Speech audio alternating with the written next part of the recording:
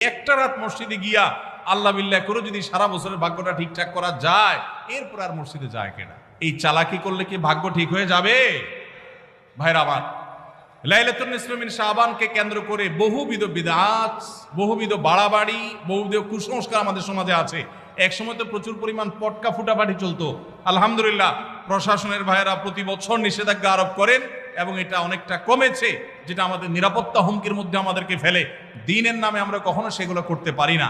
অনেক মসজিদে আলোকসজ্জা করা হয়। আলোকসজ্জা তো আপনি এমনিই করেন সারা বছর, কিন্তু এই রাতকে কেন্দ্র করে আলাদা করে আলোকসজ্জা করা, এই রাতকে কেন্দ্র করে ওই যে হালুয়া রুটি খাওয়ার একটা ব্যাপার এখনো আমাদের দেশে কোথাও কোথাও আছে।